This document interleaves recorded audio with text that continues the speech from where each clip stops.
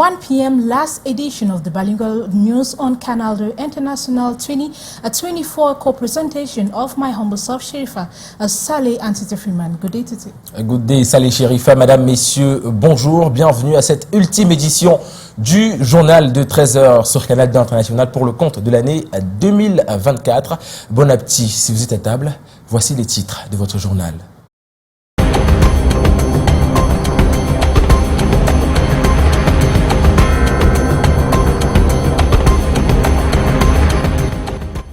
Célébration de la Saint-Sylvestre, le blanc à l'honneur. Comme chaque année, les vêtements de couleur blanche sont sollicités pour le réveillon du Nouvel An. Dans les marchés, les clients se les arrachent comme des petits bouts de pain. Ambiance de ces derniers achats de tenues blanches à suivre dans cette édition. As Cameroon's 2025 presidential race looms, debates over Paul Biya's candidacy heats up. Archbishop Kleda criticized it as unrealistic, while CPDM's Jacques Fame Ndongo reaffirmed his natural candidate status. Ce 31 décembre est également le rendez-vous habituel d'adresse du chef de l'État camerounais à la nation. Un discours attendu avec beaucoup d'intérêt par les populations de Toubouro dans le département du Mayoré, région du Nord Cameroun. Ils espèrent un renforcement des mesures sécuritaires dans la localité minée par le grand banditisme. Leurs attentes à suivre dans ce journal. As 2024 ends, Yaoundé residents reflect on their year with dreams realized for some and setbacks for others. Many look to 2025 with renewed hope and optimism. Their reactions in our rollout.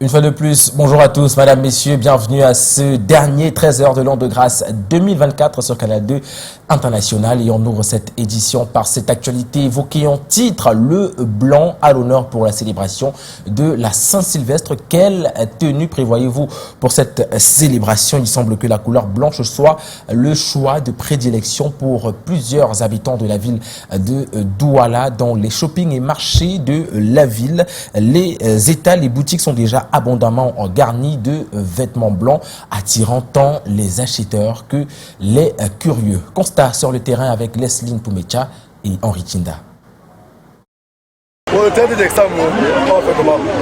C'est en toute vivacité qu'un vendeur interpelle les passants intéressés par des vêtements blancs. Ce lundi 30 décembre, au marché central de Douala. Le blanc maintenant se passe partout.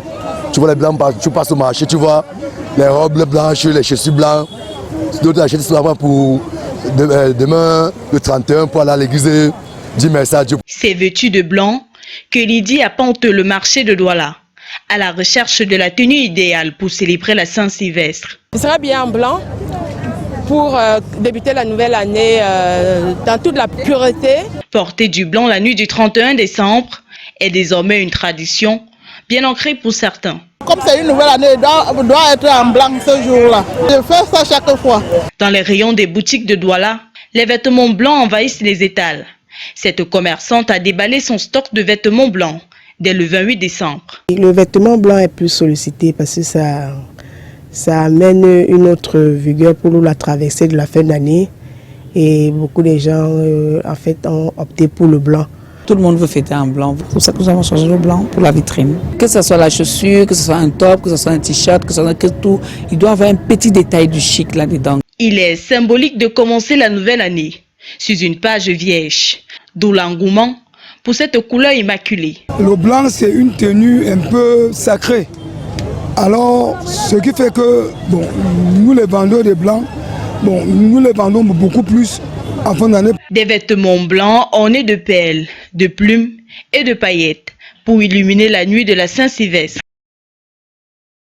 À Toubouro, dans le département du Mayoré, région du Nord Cameroun, les populations attendent avec beaucoup d'intérêt l'adresse à la nation du chef de l'État camerounais ce soir. Les principales attentes tournent autour du renforcement des mesures sécuritaires dans la localité en proie au grand banditisme, au vol de bétail, assassinat de bergers et prise d'otages avec demande de rançon. On les écoute dans ce reportage signé Daniel Anissé-Boudier et Samuel Ebakissé depuis Toubouro. 31 décembre 2024 à Toubouro. Nous sommes dans le département du Mayoré, région du Nord, à 150 km de la capitale économique du Tchad, Moundou, et à une vingtaine de kilomètres de la frontière avec la République centrafricaine. L'activité économique ici se porte bien. La population vit essentiellement de l'élevage et de l'agriculture.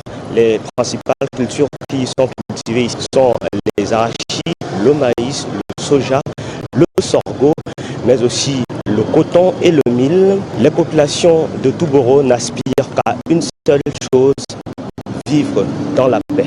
Le problème majeur qu'on a ici, vous-même vous le savez, comme vous constatez, on a le problème de l'insécurité.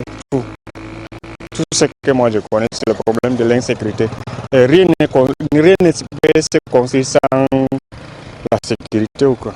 C'est comme on voulait vraiment que le chef de l'État fasse pour nous depuis longtemps. Du fait de sa position géographique, la localité de Toubouro fait face à de nombreuses menaces sécuritaires, notamment des enlèvements avec des demandes de rançon, vol de bétail, assassinat de bergers. Heureusement, grâce à l'action conjuguée des forces de l'ordre, police, gendarmerie, bataillon d'intervention rapide, l'unité d'élite de l'armée camerounaise et le 31e bataillon d'infanterie motorisé basé ici à Toubouro, ces menaces ont été réduites. La population est au centre de notre programme et au centre de notre opération. Sans population, on ne peut rien faire. C'est eux qui sont, je peux dire, au contact de tout et nous renseignent. Et grâce à leur franche collaboration, nous pouvons avoir tous les résultats qu'on a sur le terrain depuis un certain temps. C'est donc dans ce contexte que le ministre délégué à la présidence chargé de la Défense arrive à Toubouro cet après-midi. Joseph Bétier Assomo va suivre en soirée l'audition, va suivre le discours du chef de l'État depuis le poste de commandement du 31e bataillon d'infanterie motorisé ici à Toubouro. Ce sera un parfait moment de communion entre l'État, l'armée et la population locale. Envoyés spéciaux de Canal 2 International à Toubouro, Samuel Ebakissé et Daniel Anissé-Boudier. Merci à vous, messieurs, et toutes nos excuses pour la qualité de cet élément. Parlons d'autre chose à présent. L'année 2024 s'achève, laissant place à 2025, une année charnière pour le Cameroun qui abritera l'élection présidentielle prévue au mois d'octobre. Entre appel à la candidature et contre-appel, les débats s'intensifient. Lors d'une interview accordée à RFI le 25 décembre dernier, Monseigneur Cléda a jugé irréaliste une nouvelle candidature de Paul Biya quelques jours après. Plus tard, Jacques Famendongo, secrétaire à la communication du RDPC, a reposté sur les réseaux sociaux rappelant la légalité de la participation du candidat naturel du parti au pouvoir. Entre attaque et contre-attaque, le climat électoral s'annonce déjà chaud bouillant. Daniel Anissé-Boudier, Delphine Fonkoutene et Raoul Ngoufou. Je dirais tout simplement que cela n'est pas réaliste. Tout simplement que cela n'est pas réaliste. Connu pour ses prises de position sans trancher, Monseigneur Samuel Cléda, invité de Midi Afrique le 25 décembre dernier sur RFI, n'a pas mâché ses mots. Je parle de la transition, n'est-ce pas, que tout se passe bien et que maintenant il y a des élections, mais qu'on se prépare, qu'on n'attende pas là, qu'on soit surpris par quelque chose. Interrogé sur l'élection présidentielle prévue en octobre 2025 au Cameroun, l'archevêque métropolitain de Douala a une fois de plus dit la messe. On organise des élections selon les normes. Des élections, n'est-ce pas, où tout le monde accepte le jeu démocratique. Ça, c'est ma position. Si c'est lui qui gagne une élection de manière juste, mais c'est celui-là qui doit gouverner. Face à ces déclarations, Jacques Famdongo, secrétaire à la communication du Rassemblement démocratique du peuple camerounais, n'a pas tardé à réagir. Dans une sortie sur les réseaux sociaux, il défend preuve à l'appui la légalité de la candidature de Paul Biya. La Constitution lui en donne le droit. Le président de la République est élu pour un mandat de 7 ans. Il est rééligible. Article 6, alinéa 2 de la Constitution. Son parti. Les tests de base du RDPC sont d'une clarté incontestable et incontestée. Le président national du RDPC est le candidat du parti à l'élection présidentielle. Article 27, alinéa 3 des statuts. Aux militants et autres apôtres de Paul Biya Mosgo, le membre du bureau politique du RDPC oppose des arguments juridiques et politiques pour justifier un éventuel nouveau mandat. Affirmer que M. Biya ne devrait pas briguer un nouveau mandat relève de l'opinion. Or, René Descartes nous demande de passer toutes nos opinions au crible de la raison. Quels sont les arguments objectifs, juridiques et politiques dont excipent ceux qui demandent au président Paul Biya de prendre un repos mérité? Entre scepticisme ecclésiastique et défense politique, ce face-à-face annonce les contours d'une élection présidentielle qui s'annonce âprement disputée. 2025 sera sans doute une année décisive pour l'avenir du Cameroun. Pendant ce temps, le 13h se poursuit en langue anglaise avec vous. Salut Sherifa. And in Douala, Cameroon, drivers and pedestrian battle pothole reading roads along the Feu Rouge to a Rond-Point stretch of road with accident, traffic jams and breakdown increasing. Residents are calling for urgent repairs. Gladys Ambodibang met her in that area and now reports. As the year comes to a close, drivers navigating the Feu Rouge Besenge to Rond-Point Deido stretch of roads in Douala are finding themselves in a daily struggle. This tricycle transporting ice, for example, saw its entire load tumble onto the road due to potholes and severely degraded asphalt. Drivers say their patience is running thin. The state of the roads is deplorable. Drivers get exhausted and it impacts our health significantly. The roads are complex and in dire need of rehabilitation. The poor conditions damage our cars, making transportation difficult. The situation is deplorable. As a cook, I frequently deliver food, but due to the bad roads, the food sometimes spills in the car before reaching its destination. This is unacceptable. From Traboutik to Rond-Point Deido, vehicles crawl at a painfully slow pace. A similar scenario unfolds at the main stretch of roads in Besenge in the Douala 1 subdivision. Every journey across these treacherous sections leaves road users frustrated and exhausted. Almost all roads in Douala are in poor condition.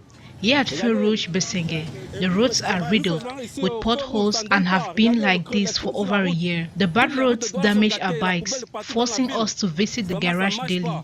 It also affects our health, especially our backs. The government needs to take action.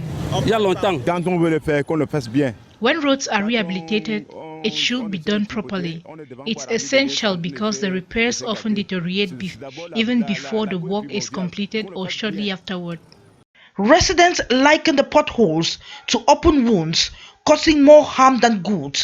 With accidents and vehicle damage becoming commonplace, they are now demanding immediate action from authorities. And as you heard on our lead story, with Cameroon's presidential elections set October 2025, debates over President Biya's potential candidacy are intensifying. In a Christmas interview, Archbishop Samuel Kleda called another bid by Biya unrealistic, sparking fresh controversy days later. CPDM spokesperson Jacques Fame Ndongo defended Biya's natural candidate status on social media. The stage is set for a critical political year, as we tell us Beatrice Gamo. The pre-electoral climate already heating up, time for attacks and counter-attacks as Cameroon gears up for the 2025 presidential race next October. On the one hand, the call for Paul Biya's candidacy is high, especially from his supporters and sympathizers. With the popular slogan, "Natural Candidate," their bid for another victory for Paul Biya and the ruling CPDM party. The opposition candidates, human rights groups like peace advocates, do not hold the same vision. The Archbishop of Douala, His Grace Samuel Kleda, is one of them. Responding to RFI journalists after his homily of peace on Christmas Day, Bishop Kleda said what he wants for his country next year is a peaceful transition for all to accept the democratic game, the winner allowed to govern. On the call for Biya as candidate, the man of God was simple, straight and clear. This is not realistic. At 92, Paul Biya has done it all. Kleda believes as human being, our time in this world is finite. Why he insists it is crucial, all is well prepared to avoid being caught off guard. The response content of a statement by the Communications Secretary of the ruling CPDM party, Jacques Famdongo, goes to him and the others who call for Paul Biya to exit the race, defending the legality of Paul Biya's candidacy with evidence and opposing arguments. This face-off heralds a presidential election that will be fiercely contested. The year 2025 will undoubtedly be a decisive year for Cameroon's future, while many are worried and looking forward to a transparent poll. And we move over to Saint-Melima in the south region of Cameroon, this time around in the French segment of the news. Of course, Saleh Cherifa, la commune de Saint-Melima vient de voter son budget pour l'année 2025. Cette enveloppe s'élève à 2,316 milliards de francs CFA, laquelle permettra à court terme de financer certains projets et d'achever d'autres entamés ou en cours d'exécution dans la localité. Le récit de Cyril Kouakam sur les images d'Emmanuel Kouita.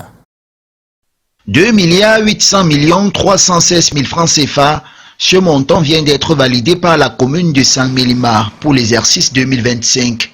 Cette enveloppe budgétaire en baisse comparativement à l'année précédente permettra néanmoins de répondre à un ensemble de besoins exprimés par les populations. L'enveloppe est destinée à l'amélioration des conditions de vie des populations de manière générale. Nous avons cité un certain nombre d'investissements, un certain nombre de projets que nous sommes en train d'exécuter depuis 2020. Nous voulons renforcer la tendance et particulièrement finir avec les projets qui étaient des projets pluriannuels. Autre axe majeur, le renforcement des capacités des agents communaux, la création des activités génératrices de revenus et l'élaboration des projets sociaux entre autres. Le deuxième volet, c'est que nous allons essayer davantage de renforcer la capacité des personnes en zone rurale. Nous avons constaté bien évidemment qu'au niveau des zones rurales, il n'y a pas assez de projets générateurs de revenus. Nous aménageons des édifices, on essaie de faire des projets sociaux. Il faut essayer donc maintenant d'aller un peu plus au-delà et c'est pour ça que nous avons mis un accent sur l'acquisition du matériel que nous devons doter au comité de développement de nos villages pour leur permettre d'être plus actifs et plus productifs. En plus, sur les 35 conseillers municipaux que compte la commune, 3 ont manqué à l'appel. Les travaux tenus ici à l'hôtel de ville de Saint-Melima a vu la participation de Damien Orono, préfet du département du Dia-et-Lobo, qui s'est réjoui de l'intérêt porté à l'encontre des populations de cette localité.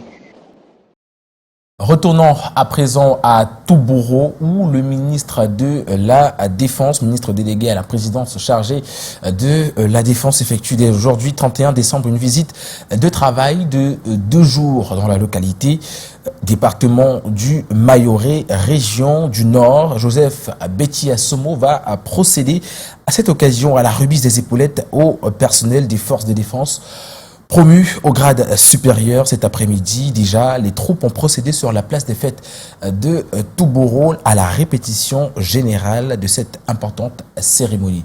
On voit cela dans ce reportage de nos envoyés spéciaux à Toubouro, Daniel Anissé-Boudier et Samuel Ebakissé. Les personnels des forces de défense promus à la garnison de Toubouro sont déjà au garde à vous pour la remise des épaulettes du 1er janvier. Sur la place des fêtes de la localité ce 30 décembre 2024, l'heure est à la répétition générale. Tous les détails sont passés au peigne fin. Dispositif d'accueil et passage en revue des troupes du ministre délégué à la présidence chargé de la défense de circonstances.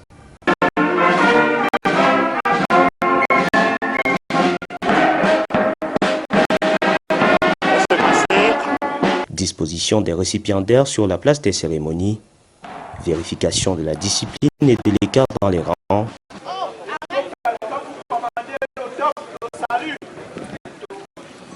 Le tout sous l'œil bien avisé du général de brigade, Aga Robinson Dong, commandant la 3e région militaire interarmée, et le colonel Roger Fomondam, commandant le 31e bataillon d'infanterie motorisée à Touboro.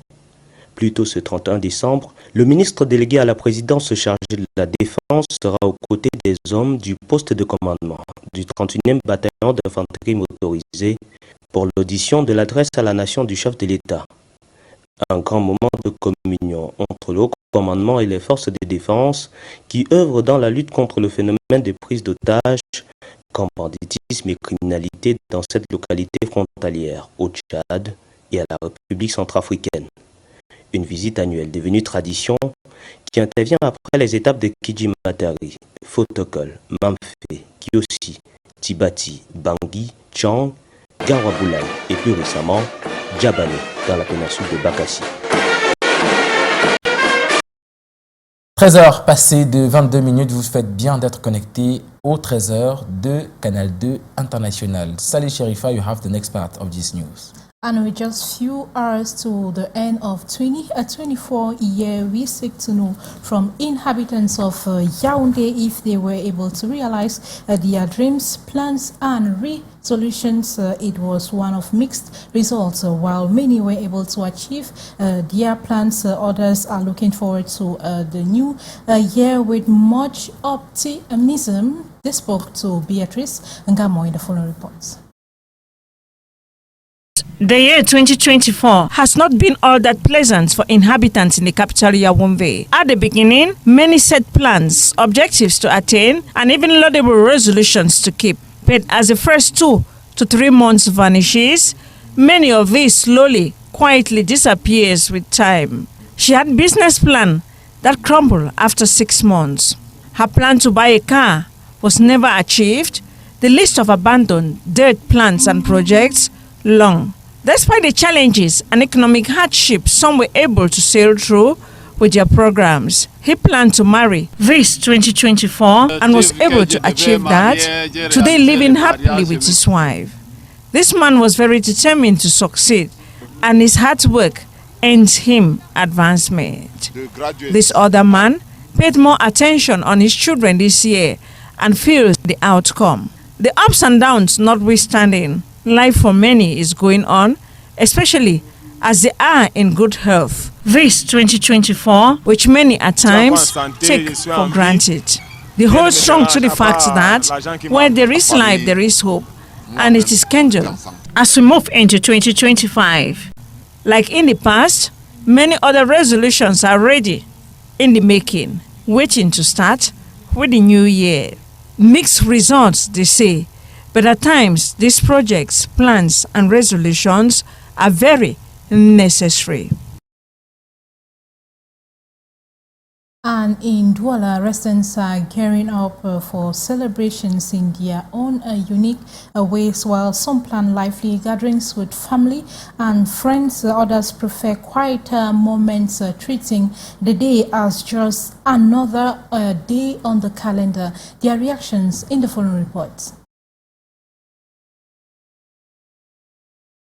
In Douala, preparations for the arrival of 2025 are in full swing. Many residents have set their plans, with family dinners and social gatherings topping the list. Fin d'année, je fête en famille. De la fin d'année en famille, avec mes parents, les amis, mes proches. For some, the celebrations won't be confined to a single day. Some have already arranged for extra days off work, intending to seek extended time off to enjoy the festive season. Et le premier, on verra bien ce qu'on va faire avec les amis. Mais déjà, on prévoit faire quelque chose d'exceptionnel. However, not everyone shares the same excitement. While some see the day as an opportunity for grand festivities, others treat it as a moment for reflection or even an ordinary day. C'est un jour ordinaire comme les autres jours.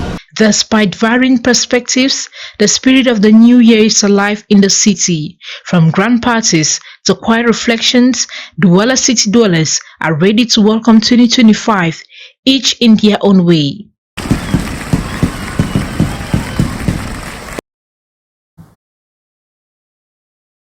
And the last part of the news is in the French segment with you today. Et on parle d'un concert religieux. Ils ont conquis le public de Yaoundé le 28 décembre dernier dans la capitale lors du concert donné à la paroisse Saint-Pierre, apôtre de Messamendongo. En chœur, 7 chorales ont chanté. L'initiative est celle de la chorale Chœur de Piccoli, un moment riche d'apprentissage. Compte rendu, Lesline Poumecha et Ludovic Ngomsi. C'est un public en joie à la paroisse Saint-Pierre, apôtre de Messamendongo de Yaoundé. Sur la scène, 7 chorales jeunes pour un effectif de 174 choristes. L'hôte de ce jour, le chœur de Piccoli. Je suis satisfaite de voir les enfants épanouis dans leur passion. Parce que c'était vraiment merveilleux de voir cette émulation. Les talents y sont. Une mobilisation rendue possible grâce à l'accompagnement d'une vingtaine de chefs de chœur. Les 27 et 28 décembre, ces enfants ont bénéficié des ateliers sur la technique vocale, le choix du répertoire entre autres. Le spectacle d'aujourd'hui était vraiment quelque chose que je n'avais pas encore vécu. C'était vraiment incroyable avec les chefs de chœur qui nous aidaient un peu à connaître comment s'exprimer en chant, expression scénique, danse et les vocalises. Pour nous qui avons eu l'opportunité de vivre ces 2 jours, que ce fut au niveau de la formation des chefs de chœur qui ont bien fait le lien qu'il y avait entre la musique et les apprentissages scolaires, qui ont bien exercé, qui ont renforcé leur capacité. C'est un sentiment de reconnaissance. Nous sommes vraiment très reconnaissants de l'adhésion de tous les chœurs qui ont été présents ici pour fêter et ouvrir ces 20 ans d'anniversaire du chœur des Piccoli. 2 journées riches en sons et en couleurs, mais surtout de partage. La chorale Chœur de Piccoli se réjouit de cette première édition du Festival Noël Enchanteur.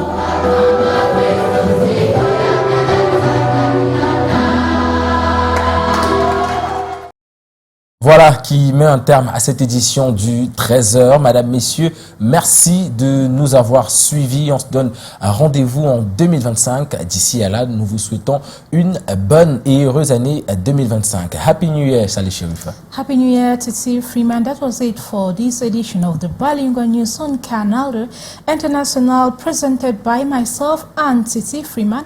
We shall be here same time next year. For us, it's a bye-bye.